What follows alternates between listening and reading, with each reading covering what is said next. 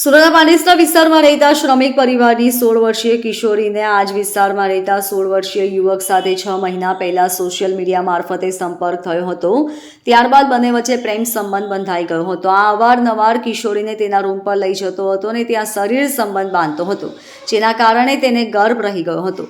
જો કે ત્યારબાદ કિશોરીએ યુટ્યુબ પર વિડીયો જોઈને ગર્ભપાતની દવા લેતા તેને ગર્ભપાત થઈ ગયો હતો, જેને તેણે ત્યજી દેતા મામલો પોલીસ સ્ટેશનમાં પહોંચ્યો હતો.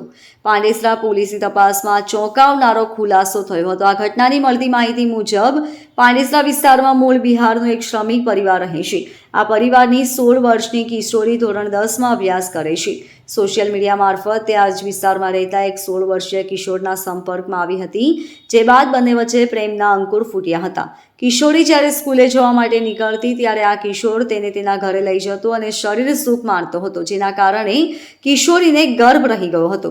આ વાતની જાણ કિશોરને થતાં તેણે કિશોરી સાથેનો સંપર્ક કાપી નાખ્યો હતો. બીજી તરફ આ વિદ્યાર્થીને ગર્ભપાત કરવાનું મનોમન નક્કી કરી લીધું હતું. જો કે તેના માટે તેણે યુટ્યુબ જોવાનું શરૂ કર્યું હતું અને તેમાં ગર્ભપાત સર્ચ કરીને તેના આધારે દવા લીધી હતી. દરમિયાન ગઈ તારીખ 8મી જાન્યુઆરીના રોજ મોડી રાત્રે તેને પેટમાં દુખાવો પડ્યો હતો અને તે બાથરૂમમાં ગઈ ત્યાં જ તેને કસ ઉવાવડ થઈ ગઈ હતી, જેથી તે નવજાતને ફેંકી આવી હતી.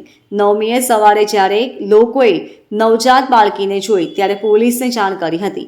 પોલીસે આ ઘટનાની તપાસ શરૂ કરતા ચોંકાવનારી હકીકત સામે આવી હતી.